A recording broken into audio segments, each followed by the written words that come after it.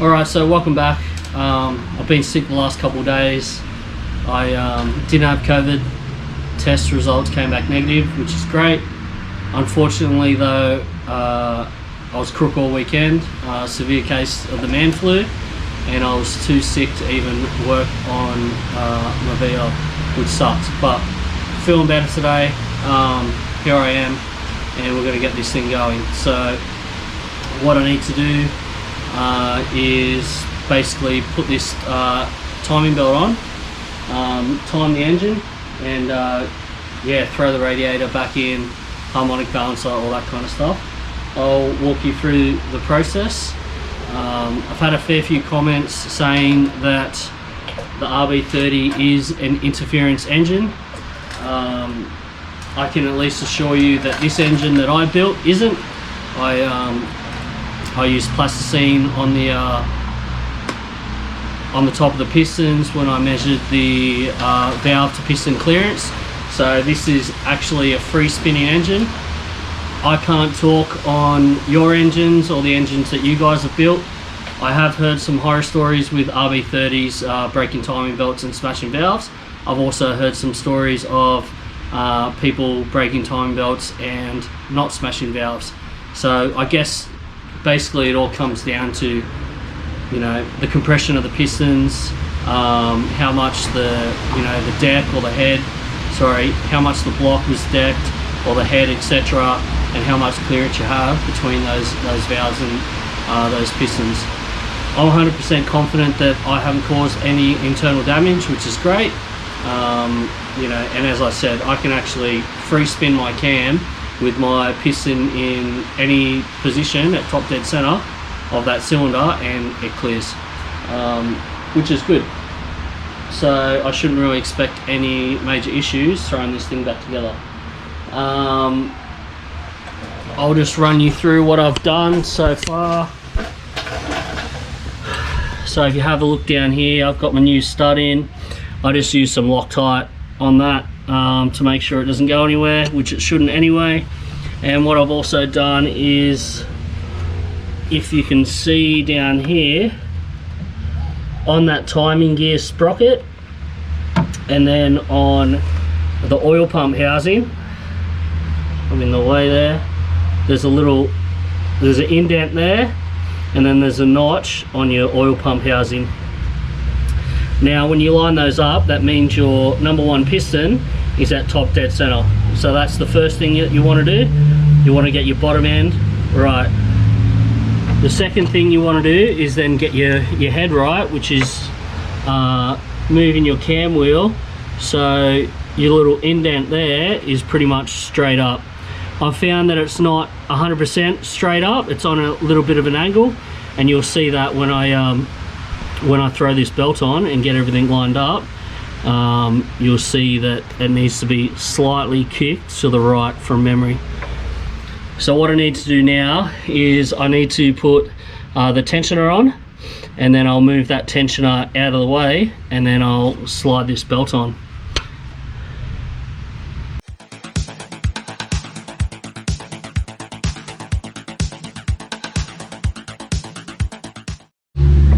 Alright, so I got my tensioner in.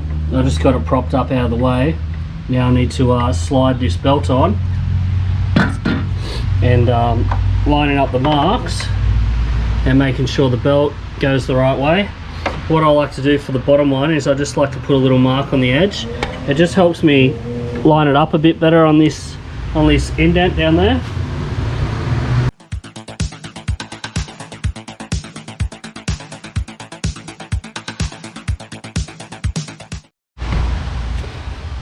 Alright, so I've got the top mark lined up, and as you can see it's slightly kicked off, and down the bottom here the bottom mark is lined up as well, and my tensioner is loose. So now if I can get tricky, I'll put you guys down here. Hopefully you guys can see that. And then now if I loosen this bad boy,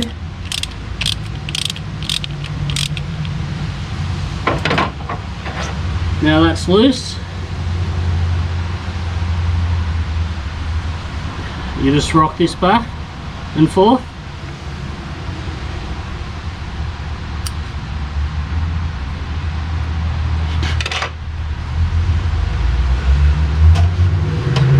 And then that is how you tighten it. You don't want to put like excessive force or anything on this side. And then you nip that up. So what I'll probably do is I'll probably put a bit of Loctite on this, and then we should be good. Alright, so I've put some Loctite on it. I've just got it nipped up, and now I'm going to torque it. So the torque setting's 58 Newton meters. So this torque wrench I've got it set on 57.6, so that's my closest mark. So I'll run with that. I'll just hold it as I torque it.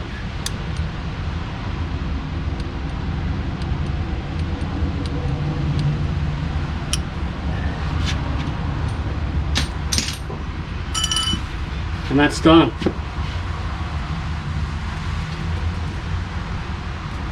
Not over tightened. You're gonna know straight away if it's too tight when you get it going, because it'll whine like a pig. It'll make a lot of noise, so that's good. Quite happy with that.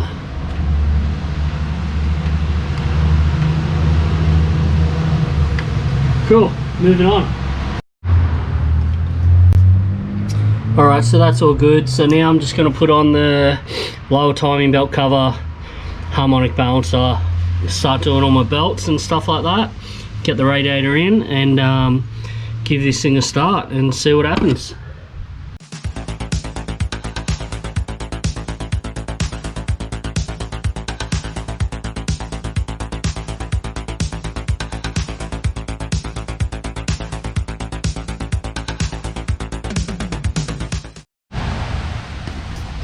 Alright, so got the lower timing cover on.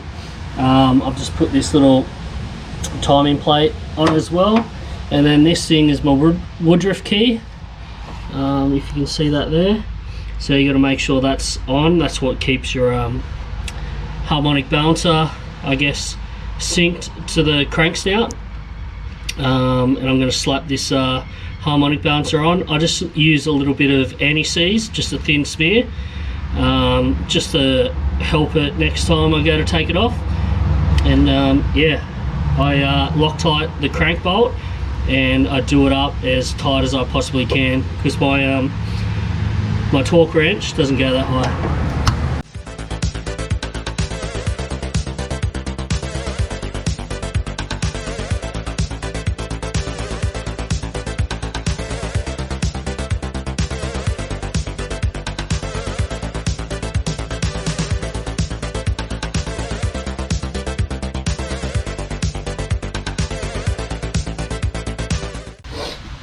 Alright, so harmonic balancer's on. Now I need to put the water pump pulley on and just have the alternator belt on loose, and then I can put the power steering pump belt on, and then radiator hoses, and fill it up with water and give this thing a kick in the guts.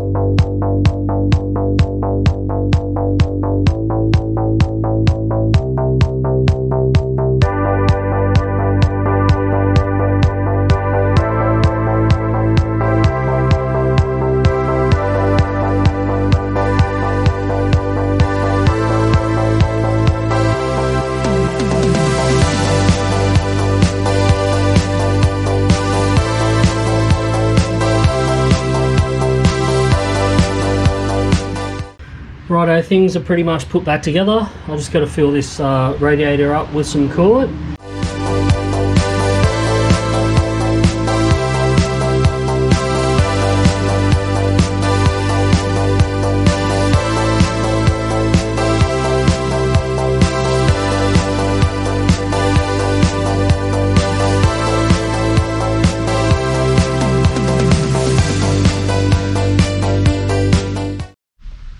Sorry, it's pretty dark in here.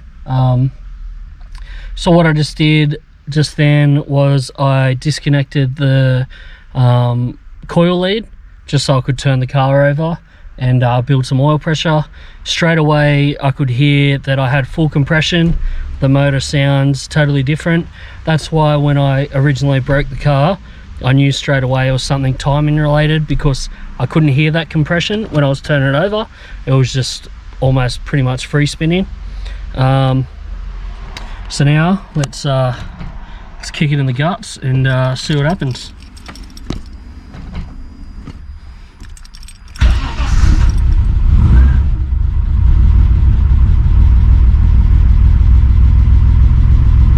It's definitely pretty cold, but fired up first go.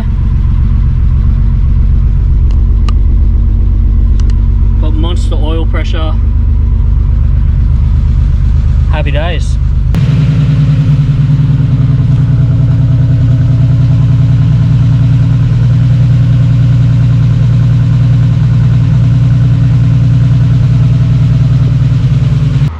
Alright, so the VL's back up and running. No dramas, no damage, no smoke, idle's great, just like it was before.